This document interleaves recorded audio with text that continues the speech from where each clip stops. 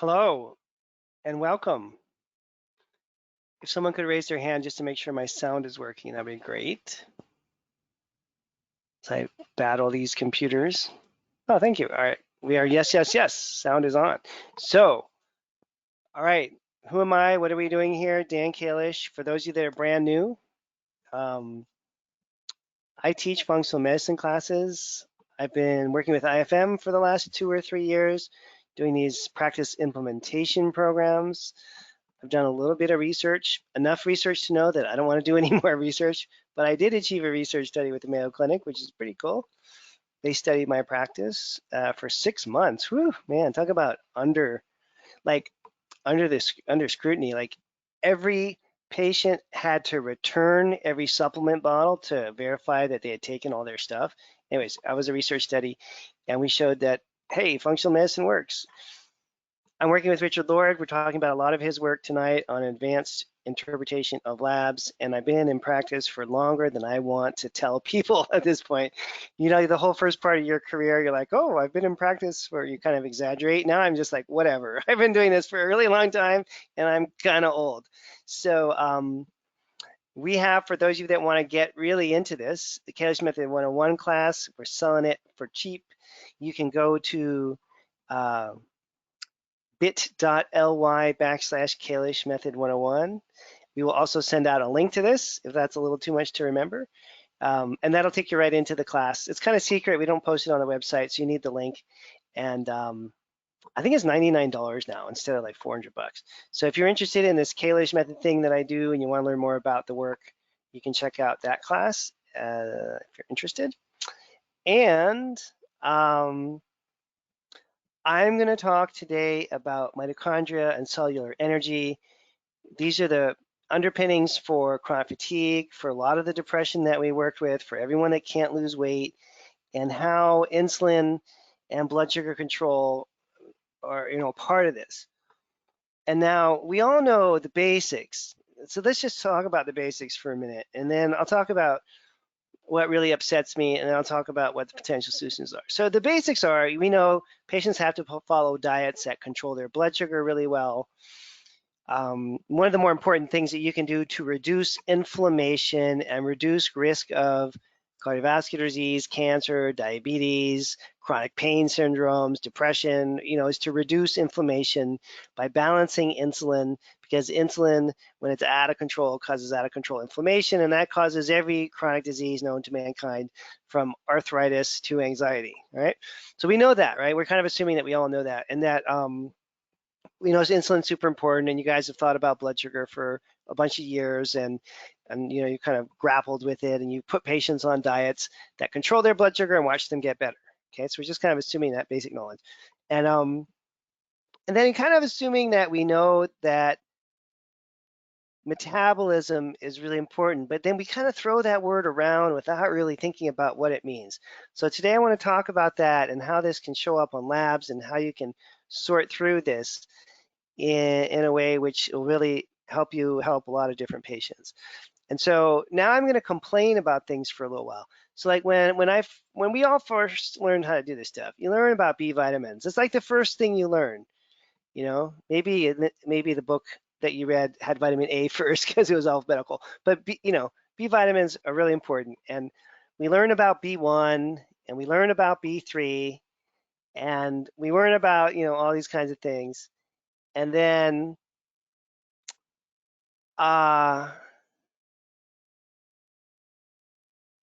we kind of move on to other stuff. And in our industry, a lot of educational programs are led by supplement companies, or they're created by lab companies, or somebody's selling something. And so you can't just keep talking about vitamin B1 every year, because who cares?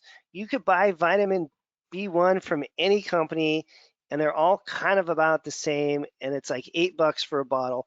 No one is making any money off of vitamin B sales. And so there's not a lot of interest in promoting it, so no one ever talks about it. But it's like the most important thing to human health. When I was quizzed by my teacher, Dr. Richard Lord, the other day, and he said his question, Dan, he'd ask me questions every time we worked together. He asked me questions that he knows I don't know the answer to. sometimes if he's in a good mood, he'll ask me a question that he knows I know an answer to. And this is Richard's book. He wrote the only real text that we have for lab interpretation in our whole industry is written by Richard. And so he's like, what's the most essential thing to human life? And I'm like, I don't really know. Water? I don't know. Fast cars? I didn't have a good answer. And he launched into this 2.5-hour discussion about thiamine or vitamin B1. And he's right. If you look at it carefully, if you stripped all the B1 out of your body instantly, you'd be dead instantly. It's a very important nutrient.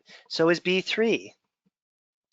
I don't know, B2 is important too, but we're not talking about B2 right now. B1, B3, B5, these are not like kind of optional things that you can have and some people need and some people don't.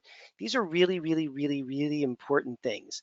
And if you don't have them, you're going to have some serious metabolic problems. Now, that being said, you know, in my mind, I'm thinking, you know, until recently, okay, well, you don't have enough B vitamins, so what's going to happen? What's the worst that could happen? You're going to be tired, or maybe if it's B6, you're going to have neurological problems, or, you know, there'd be some kind of things like that that in a way, to be honest, seem a little bit minor to me, you know, and not like front and center stuff that we see all the time. But when you really start to study the B vitamins and you really start to see how they work, you're going to realize that this is really a super big deal, okay? And it's not something that's just kind of you throw the B vitamins in the program and keep your fingers crossed. This is a like central energy metabolism. This is the basis of human life, and that's what I want to talk about. And you know, to realize how our industry works, and I am supported by supplement companies and I support supplement companies. I am very good friends with the leadership at Pure Encapsulations and Designs for Health and Orthomolecular and Metagenics, and I seriously love these people. They are good friends. I believe in the mission that they are accomplishing and I support them. And when we see each other at conferences, we have hugs and we go out for drinks. And these are people that I really consider to be close to me. So not to attack them at all, but in order to run a supplement company, B vitamins has just fallen off the radar screen a long, long time ago, you know, and the supplement companies are competing over exotic and newer products. And this stuff that we're talking about today is just not taught often enough because, you know, we don't have enough, you know, education in our industry that's just being done from a clinical perspective. And that's just the reality of the business that, you know, being a capitalist culture, right? So you got to kind of elevate these to absolute top #1 importance, not as, you know, I'll deal with this when their microbiome is better, or I'll deal with this when I get the brain working, or I'll deal with this when their progesterone levels are good. This is like front and center #1, top priority kind of stuff. Right, so let's start with that. And some of you are struggling to get this link. Let me see if I can just copy it into the, no, I'll put it into a little folder here. Someone just texted me, so they couldn't get into, here's the Kalish Method 101 Masterclass. I'm not sure why that link wasn't working, but let me put it into the download folder. Then you guys can just download it. And let's see how clever I am. I'm going to copy the link.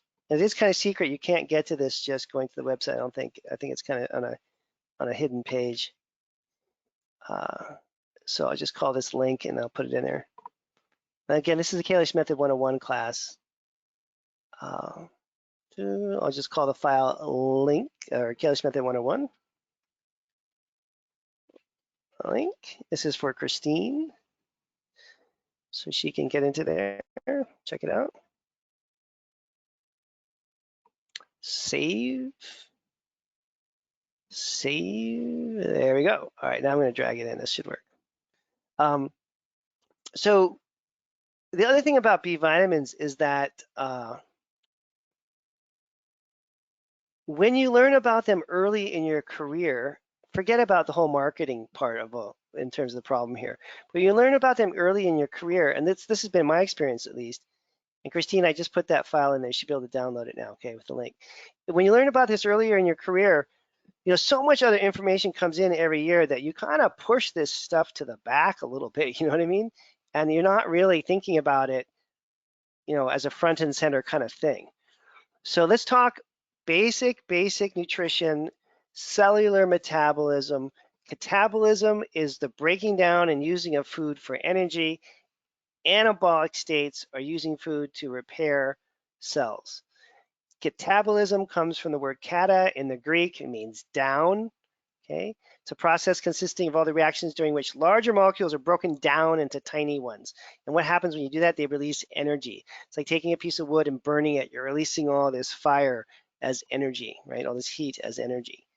And what we really want to focus on now is here's a quote here. An example of this process is the digestion of protein. The digestion of protein, which is broken down into amino acids. And then later, the breakdown of amino acids so that we can utilize them. And on the opposite end of this is an anabolic state where we're using amino acids and building them up. So you have to break down protein, break down amino acids. One of the major roles of B vitamins is to metabolize or catabolize amino acids.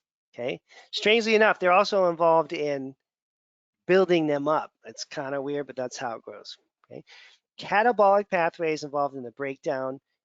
What we're thinking about primarily for today's class is the breakdown of glucose so you can turn it into energy. Anabolism, ana from the Greek, ana means up. It's the opposite. Catabolic is down. Catabolic states, the classic catabolic state is a patient is stressed out of their mind. They're going through a divorce.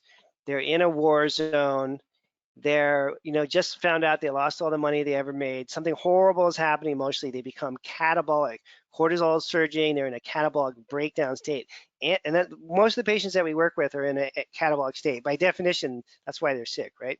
Anabolic means a building up state where we're starting to assemble amino acids into larger proteins. And this, again, assembly process is building up. That's what we want to do. We want to get people into an anabolic state so they can repair. That's the whole thing. And what are the examples of synthesis of proteins from amino acids?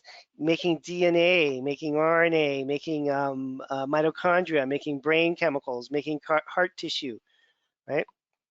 Super, super important that we can build up.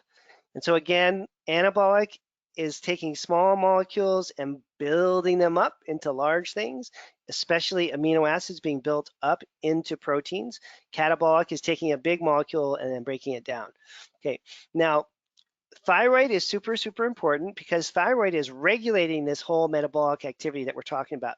The thyroid hormones reach out and they tell the mitochondria what to do. When we say, what does thyroid do? You say it regulates basal metabolic rate.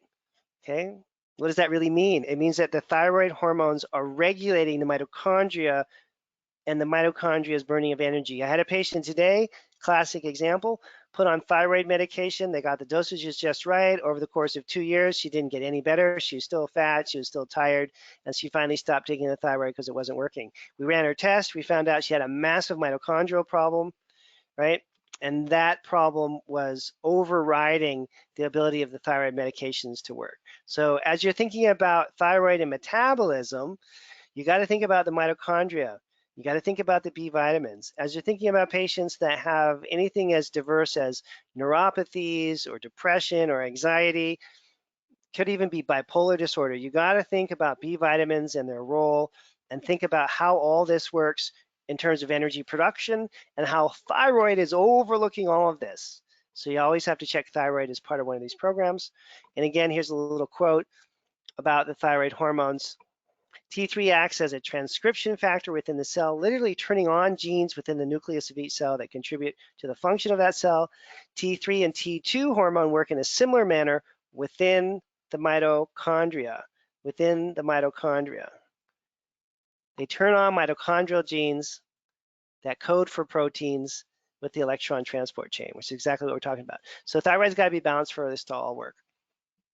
Now, we're going to get a little more granular now, and we're thinking about cellular respiration. That's like how cells breathe, right? They're using oxygen and they're making energy. They're using oxygen and they're making energy. And this is the diagram that Dr. Lord put together, but I want to blow this up a little bit so you can see exactly what we're talking about here. I've copied this so many times, it's a little fuzzy. I gotta go get the original one. But today we're gonna focus on pyruvate and lactate. So energy production, we take carbohydrate or glucose, other sugars too, but primarily glucose. We convert the glucose into pyruvate, lactate, and eventually down here into acetyl-CoA. Separately, we could talk some other day about fats and proteins and how all this works. But primarily today, we're talking about pyruvate and lactate. And can your patient take glucose, run it through this step, get acetyl-CoA, and then make energy? If they can't, they're going to have some really major energy deficits, brain fog, numbness and tingling in the periphery of their limbs, pre-diabetic states, blood sugar fluctuations all over the map, chronic inflammation because they're insulin resistant, right? All these problems are going to happen if they can't control that mechanism. Okay, another way of looking at it here, and we'll just do a bunch of visuals, then we're going to look on some labs. A lot of what we're talking about today is based on genetic problems. Glucose, converting down here, here's our pyruvate, and here's our lactate. Okay, so glucose comes into the cell, this is the cell membrane here, converts into pyruvate and lactate, pyruvate coming down, acetyl-CoA, and now we're making energy. Right? If you can't do this properly, you're going to have some pretty major problems. And on this testing, we measure many of these things that you see here. We're about to look at labs that measure pyruvate and lactate. It's pretty profound. That measure acetyl-CoA. That's even more profound. That measure alpha-ketoglutarate and isocitrate and citrate. We're literally measuring every little aspect of how energy metabolism works, and you can see exactly where things are broken and then how to fix them. So another kind of schematic here, just to show you again, because we all learned this in college, but that was a long time ago. We take lactate, there's an enzyme called lactate dehydrogenase that converts it to pyruvate. There's an enzyme called pyruvate dehydrogenase that converts the pyruvate to acetyl-CoA, and then the acetyl-CoA enters a Krebs cycle and we get energy. Now, wherever you see an enzyme, lactate dehydrogenase, pyruvate dehydrogenase, alpha-ketoglutarate dehydrogenase, wherever you see the enzyme, what is right next to that enzyme is a SNP. Anywhere you see an enzyme, you have the potential to have a genetic defect or a single nucleotide polymorphism, right? Or SNP. Polymorphism means that there's a structural defect with how that protein has been assembled. And we talked about anabolic. So in anabolic states, we build up protein. If your body is messed up in how it builds up a protein because of a genetic defect, then these proteins aren't going to work well. Okay, and you can just imagine if the lactate dehydrogenase enzyme was busted up, not working real well, then what would happen?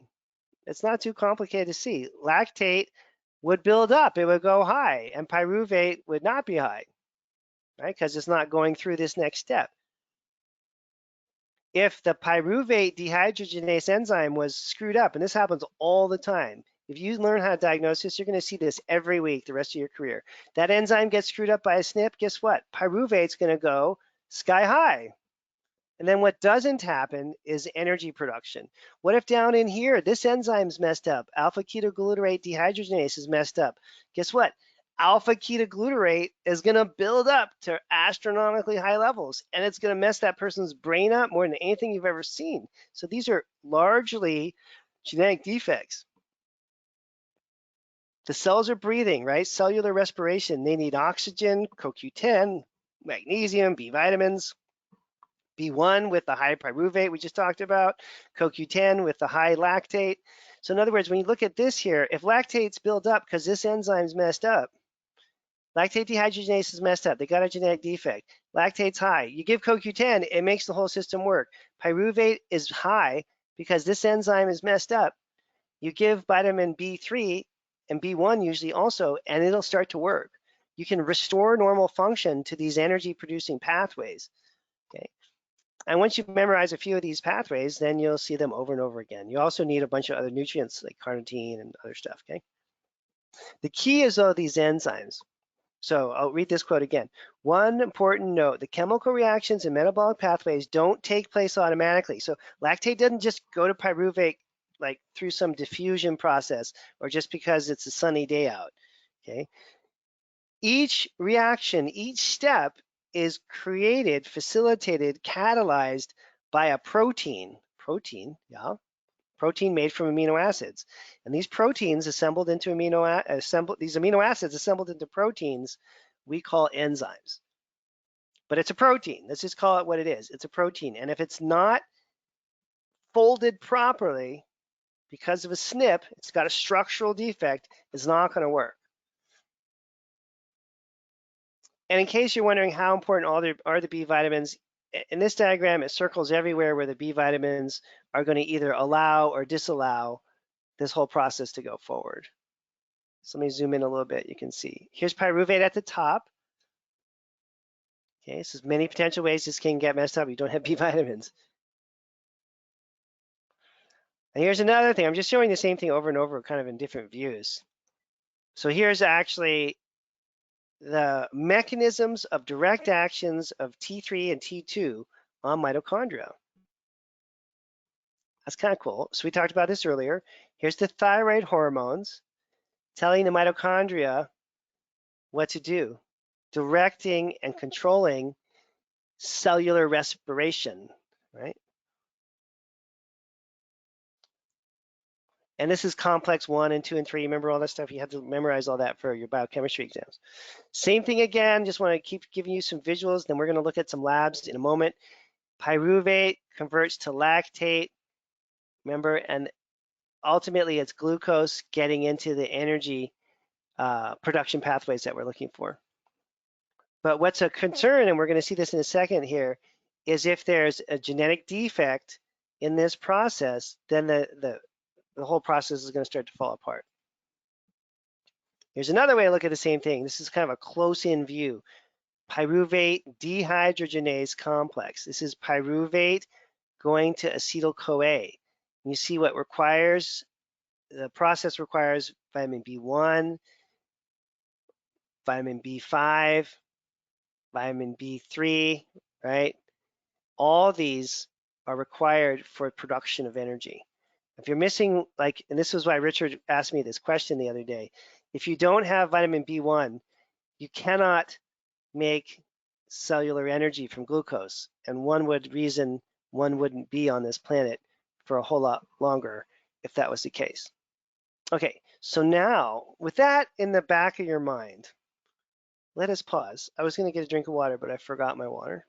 So I'm just going to pause and take a mental drink of water.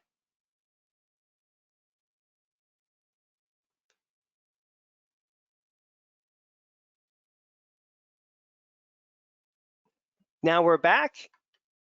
Now we're going to review some labs.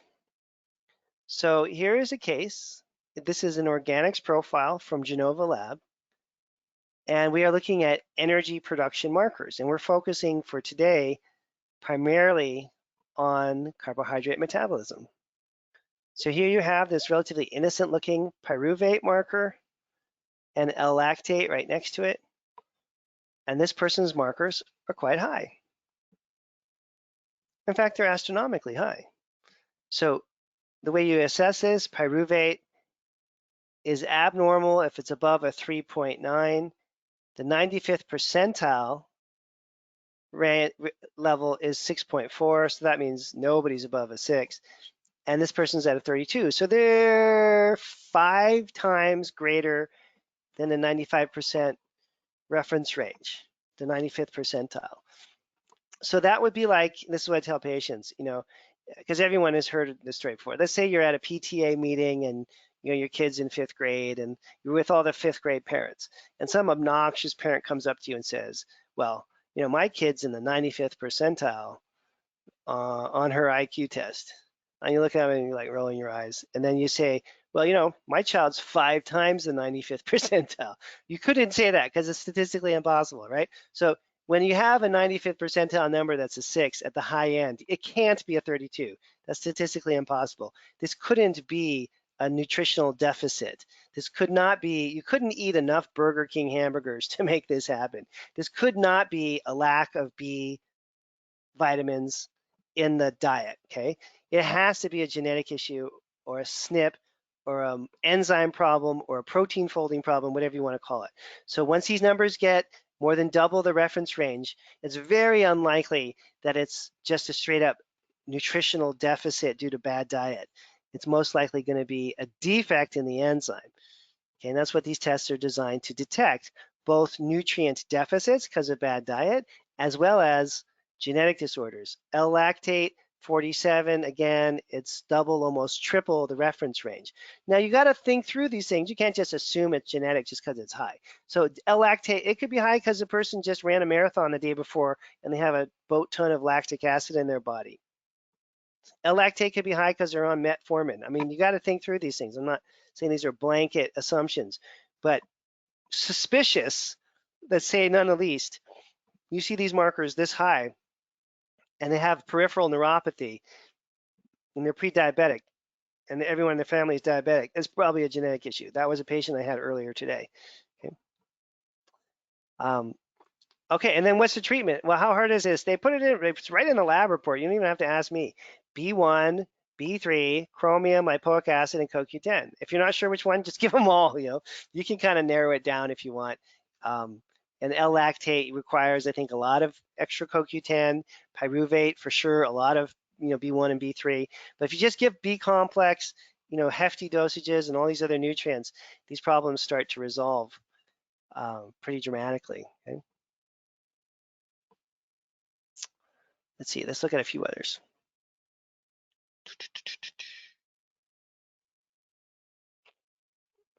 Now this is this morning's class. So when I teach the mentorship, we review labs every week for a couple hours for each group, hour, hour and a half, whatever it is, depending on how many labs come in.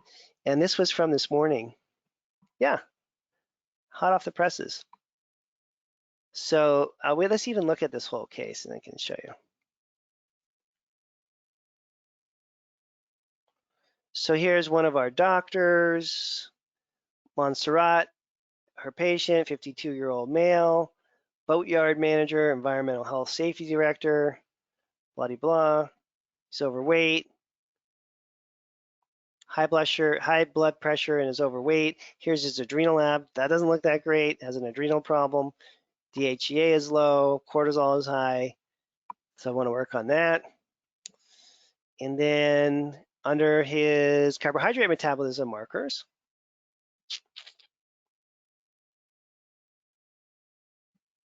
pyruvate is undetectable. DL means like we couldn't even find it. DL means, hey, I'm the lab guy. I looked. We just couldn't find this thing beneath the detected limit. That's super low. And yet, L-lactate is high. See that? Well, how could that happen? I thought one converted to the other. Well, clearly that is not happening in this instance. So we go back and we look at all our charts and graphs and woo-ha stuff here. Let's see. Let me get this hooked up again here. What did we just say? Lactate was high, but pyruvate wasn't even detectable. So something's building up right here and not going to here. Is that good? Not really. Okay, because remember they go back and forth. See, pyruvate can go to lactate and lactate can go to pyruvate. Pyruvate can go to lactate and lactate can go to pyruvate. So what's happening in this particular patient is pyruvate is going to lactate, absolutely, but lactate ain't going to pyruvate. And is that going to lead to a happy energy production world? No, absolutely not. Okay, it's a disaster because this person is going to have all kinds of energy problems. So what do you do for that? You give them the nutrients that are going to make this system, make this enzyme work a little better. What are they? CoQ10, B1, B3, right? But you don't do it like, you don't give like a little bit. This is where the problem comes. You can't give 50 milligrams of CoQ10 and change anything. Like that's going to be like, I don't know, it'd be like if my car ran out of gas and I went to the gas station and I got like, you know, 1 cup of gasoline. And then I went back to my car 5 miles away. I walked in, I put the 1 cup of gasoline in the gas tank, and I tried to start it up. It probably wouldn't even work. Now you can put it under the hood directly into the carburetor thing. It might start up for a minute, but a cup of gasoline is not going to get you anywhere. 50 milligrams of CoQ10 is not going to fix anything that we're talking about. You got to start with at least 200 milligrams of CoQ10 and go up from there till you hit a therapeutic dose. And it's the same thing with vitamin B1. 50 milligrams of B1. Honestly, if that was going to solve the problem, they probably would have just had it fixed when they took their first multivitamin, 10 years before they saw you. So you're starting at 100 milligrams of B1 and going up from there. Maybe they need 200 or 300. 100 milligrams of B3 and going up from there. So start conservatively, but start at least at 100 milligrams of things like B1 and B3 and go up from there every few weeks if you're not getting a clinical response. You don't want to make people toxic or sick in any way, but at the same time, what I see in my practice in the last 2 or 3 years, I have seen many of my new patients on another program where they were underdosed. I have yet to see in the last 2 or 3 years anybody that was taking too much of anything. So most practitioners out there are underdosing from what I can tell. And it just doesn't work. And then they end up coming to see me. Here's another example. Now this one is kind of opposite day. The lactate is okay. And the pyruvate's a little high. Is it dramatically high? No, just a little bit. But still, that could really, cause some serious problems. So again, B complex or B1 and B3, maybe a little extra CoQ10, but for pyruvate being high, most important thing would be the B vitamins. And you can start, a lot of doctors will start with, and this is probably the best way to do it, they'll start with a B complex, breakfast and lunch, B complex, and then whatever extra B you want to give, extra B3, add that on top. Extra B6, add that on top. So you always start with the basic B complex, so they're getting all their Bs, and then add the specific nutrient on top. And a lot of this stuff you can look up online, so you don't necessarily have to memorize everything. But after a while, you start to remember. Like, for example, here, I just wrote some cheat sheets on this slide that I showed you a minute ago. Here are the basic nutrients we're talking about to use. Vitamin B1, especially with high pyruvate. B3 is important too. And then CoQ10 with the high lactate. So the programs vary a little bit depending on which one is high. You're gonna really want to crank up the CoQ10 with high lactate to get a response. You're gonna really want to crank up B1 with high pyruvate to get a response, and also use some B3. So when we're looking here at these systems, okay, and if you're gonna all of a sudden, here's a better example, maybe this one. If you're gonna give like a bunch of B1 and B3 to get this whole pyruvate and lactate thing to work better, then think about what the ramifications of that are. That means you're gonna get acetyl-CoA to be better. That means you're going to be making more cis-aconitate. You're going to be making more succinate. You're going to be making more fumarate. All the needs for B vitamins all throughout here. Remember, every red circle here is a B vitamin. As you feed more acetyl-CoA in here, you're going to need more of all these B vitamins. So when you get somebody working properly and you release one of these blocks, let's say their pyruvate's really high, and you get that released and working right, they're going to need more B5 for acetyl-CoA conversion into or movement into the citric acid cycle. They're going to need more of all these B vitamins, especially B5 here. They're also going to need more B2. All these B vitamins are the need is going to increase because they're going to be making more energy. They're going to have the potential to make more energy. So that's why as you fix pyruvate, give the B complex so you're covering all the next steps that are going to happen in cellular energy production. If you just give B1 or B3 by itself, you're just going to hit the next roadblock, right? It's just going to get stuck here. So B complex, all the B's together, potent B complex, and then adding on top of it whatever individual B vitamin you want. And we're talking about pretty profound changes. People with neuropathies, people with chronic depression and anxiety problems. These programs, are pretty amazing in how they work. Here's another example. This one looks kind of easy, doesn't it? High L-lactate and normal pyruvate. Okay, that's not too hard. Now I want to end on one more thought, and then I'll open it up for a few questions, which is that this really matters too, the energy production part, because we're talking about getting to the end of the road here This last step, hydroxymethylglutarate, push, then you're making ATP. Okay, so we want to get people all the way through that process. And in order to get all these working, if you see high levels here, you also need to think about the citric acid cycle too. And again, that's going to be B vitamins, CoQ10, magnesium is extremely important for that. So magnesium is one thing you may consider adding for some of these people. And I'll show you there are also on these labs, these sections that say, a section that says B complex vitamin markers. Now, what we're learning today is that if pyruvate and lactate are messed up, the person needs B vitamins, whether or not these B vitamin complex markers are positive. Okay, we're showing you a deeper, not a deeper, but a different way to look and see if the person needs B vitamins or not.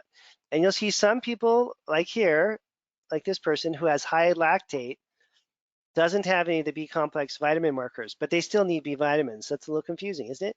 Or this person we started off with, high pyruvate, high L-lactate.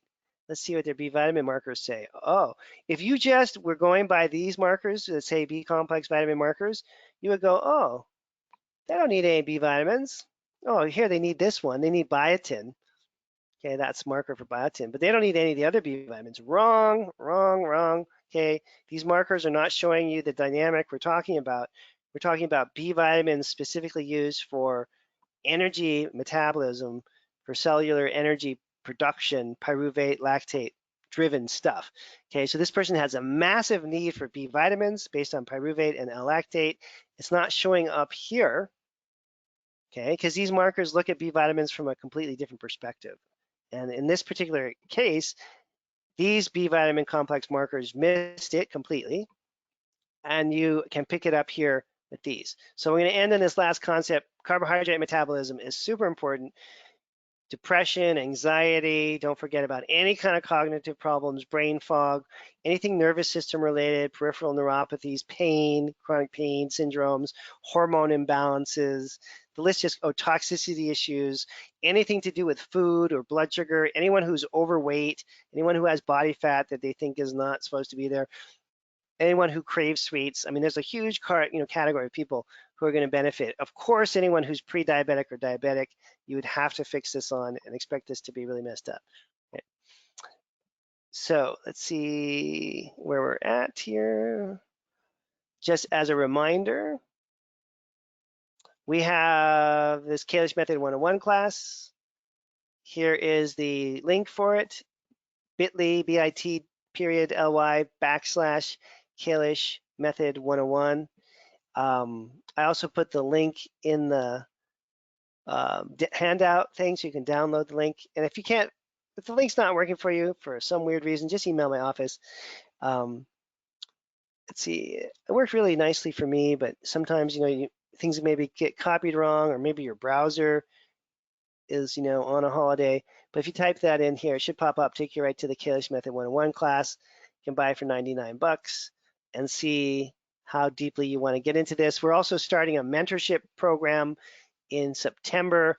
If you've been on the fence for a while, you want to jump in, okay? And let's look at a couple questions and we'll wrap it up. So type in questions and we'll see what we have time for.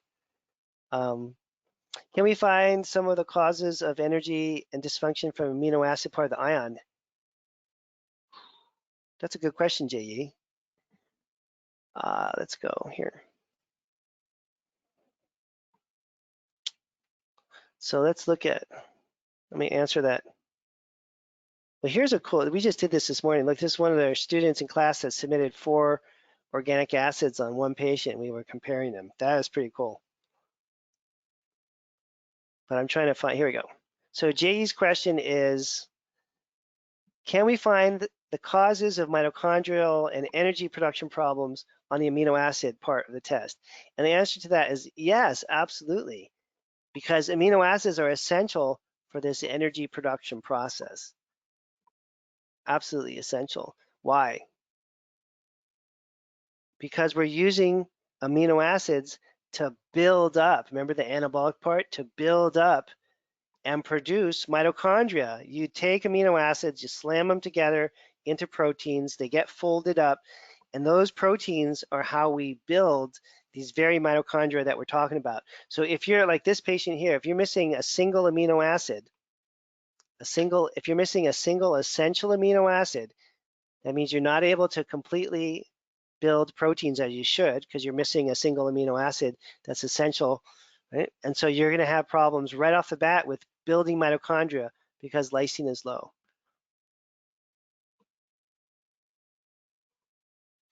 One of the biggest no, it's not mistakes, but misunderstandings. One of my biggest misunderstandings, let's take tryptophan as an example. No, that's too easy. Let's take a harder one. I don't know, let's just take tryptophan. Why make it hard, right? Okay, so if your tryptophan levels are really low, your tryptophan levels are low, you're thinking, oh man, this person has a serotonin problem. I'll bet they're depressed or anxious or have a sleep disorder, okay? And all that may be true, but tryptophan is an essential amino acid. That means if your tryptophan levels are low, forget about the brain. They can't assemble proteins anywhere in the body because you have to have every essential amino acid to assemble proteins. So like with this patient, if lysine is low, okay, forget about lysine and its relationship to cold sores and immune function, all this stuff you think about with lysine. Lysine is an essential amino acid. Without lysine, you can't assemble proteins anywhere in the whole human body, anywhere. And that's what we've been talking about this whole evening, right? Enzymes and proteins. So if you don't have enough lysine, every single enzyme we've been talking about tonight is going to be compromised. If you don't have enough methionine, every single enzyme we've been talking about is going to be compromised. So JE's question is pretty deep. The answer to that is absolutely yes.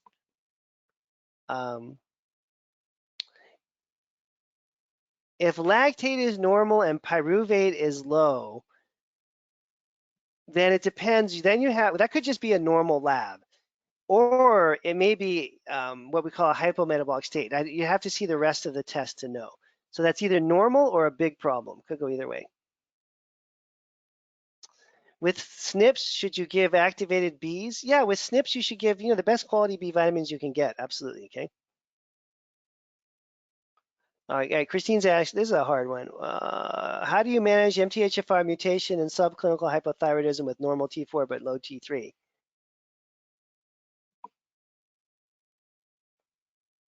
Yeah, so in terms of the SNPs testing, I use Pure Genomics. They take the 23andMe data and crank it through a program, which is free, which is nice. Free is good.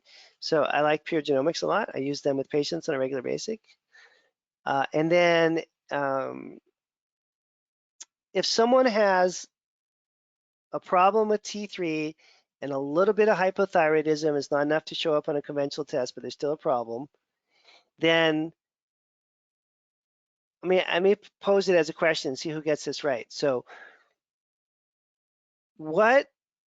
think about it like a matching game. So like insulin regulates blood sugar. Estrogen regulates, female reproductive stuff like the uterus and the ovaries. When we say thyroid, what does it regulate? Insulin regulates blood sugar. What does thyroid regulate? What's it really doing? Dun, dun, dun, dun, dun, dun, dun. Someone should type in an answer. We're going to just be here all night. Thank you, JE. It regulates the mitochondria. It regulates basal metabolic rate. You guys, I had a slide on this like a minute ago. You should have all got that one, all right? It's just, I don't know. So you guys are checking your phones or something, but here, I have a slide on it, basal metabolic rate. But how does it do that? Here's my slide. How does it do it? Remember, all I said on this slide was think about it. How do the thyroid hormones act on mitochondria? I mean, what do the thyroid hormones act on? They act on mitochondria. So if you're having thyroid problems, you have to check the mitochondria and make sure that they're working or not. Because you could fix the thyroid, and if the mitochondria are busted up, it's not going to help as much as you would want it to. Okay? And of course, inflammation is involved in all this. That's kind of the theme, right? Is that if your lactate and pyruvate are off, you're inflamed. And we started off saying that insulin is very inflammogenic. That's not a word, but insulin is pro-inflammatory. Oh, and then do I have a preferred nutrient, mitochondria nutrient combo supplement? honestly, I think they're all about the same. There's mitochondrial boost, mitochondrial energy, mitovive, mitotone. If you look at the labels, they're all kind of similar. I would just go with whatever company is like your favorite company. Um, I even designed my own mitochondrial product. It's the one that Douglas Lab sells. If you want me to earn like 55 cents, you could buy a bottle of that. I get a little commission every time someone buys a bottle of that. We've probably sold like 100 bottles of it. It wasn't exactly a bestseller, but I did kind of get into it and design it. It was kind of a fun project. But yeah, honestly, I think they're all about the same. Because we look at the formulas carefully, everyone's doing about the same thing. I don't think you're going to have a huge difference there. But you're not going to get to therapeutic levels. So think about those combination formulas as being like the multivitamin for the mitochondria. Then you need to stack on top of that some extra CoQ10, magnesium, B vitamins, perhaps, depending on what the labs say. Right? Okay, gang. I'm going to wrap it up. And again, if you're interested, you can check out the Kalish Method 101 on class. We'll send out links to it, bit.ly/Kalish Method 101. And otherwise, we'll see you again. We'll be doing another, it's a series we'll be keeping going for a while. Okay, take care, everyone. See you soon.